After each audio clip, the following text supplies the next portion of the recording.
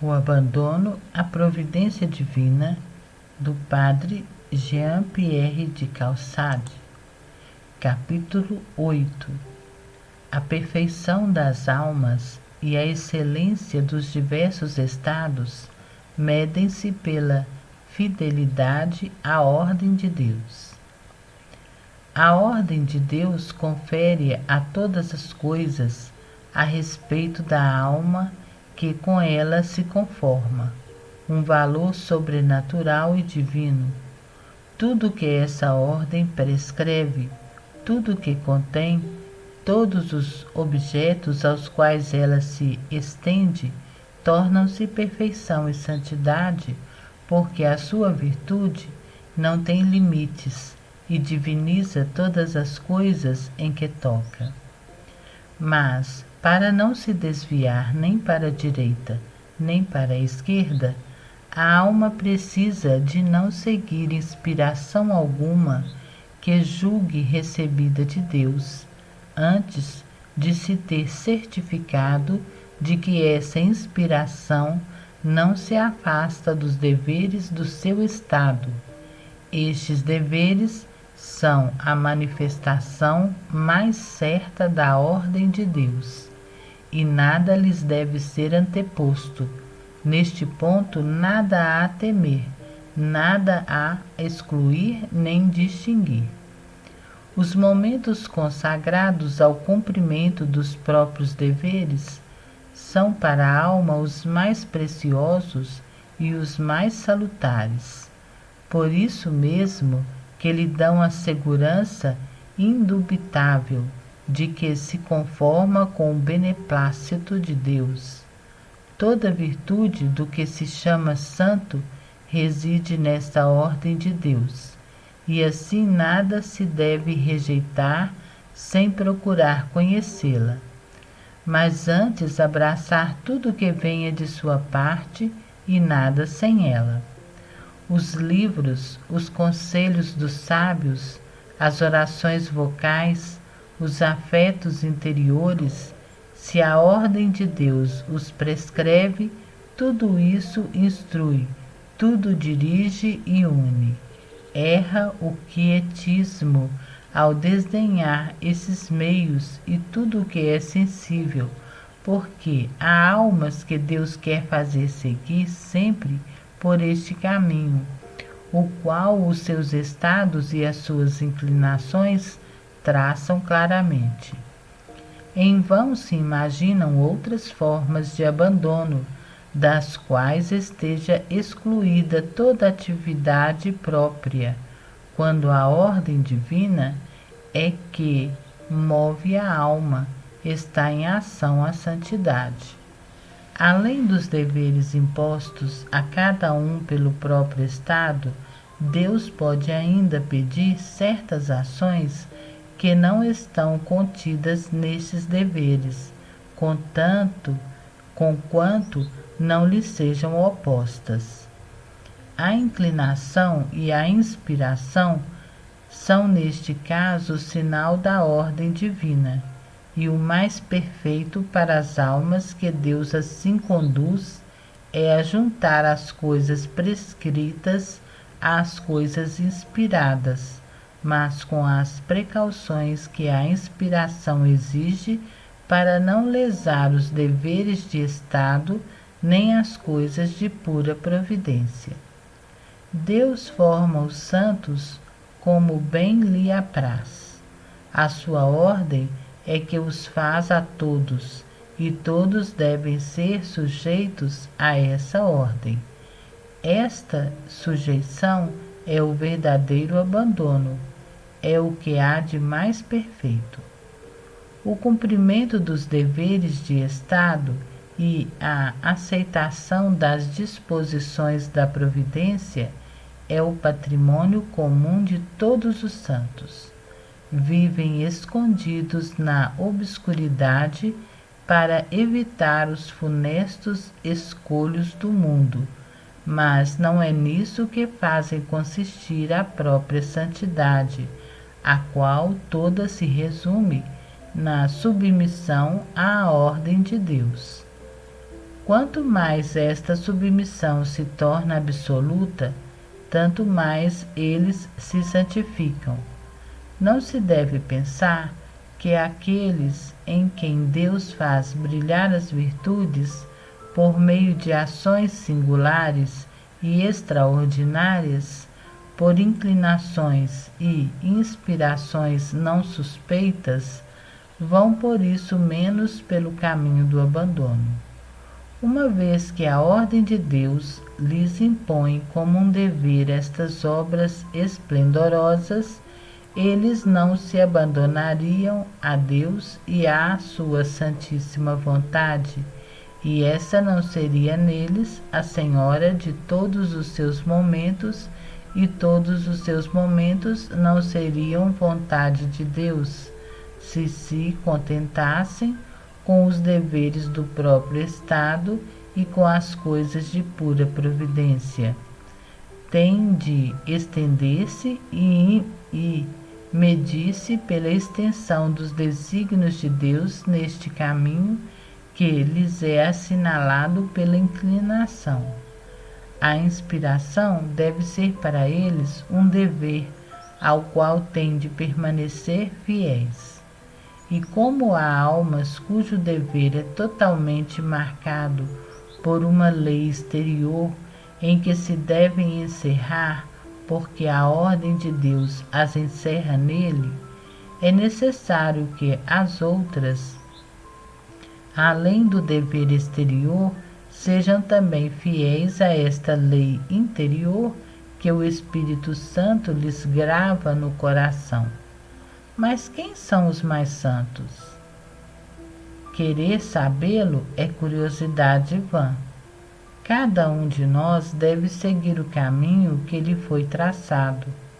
A perfeição consiste em submeter-se à ordem de Deus e em nada deixar escapar do que nela se encontra de mais perfeito. A comparação dos diversos estados considerados em si mesmos não nos ajuda nada a adiantar no caminho da perfeição, pois não é na quantidade nem na qualidade das coisas previstas que se deve buscar a santidade. Se o amor próprio é o princípio das nossas ações, ou se não é retificado quando nos damos conta das suas investigações e curiosidades, seremos sempre pobres numa abundância que não é repleta pela ordem de Deus.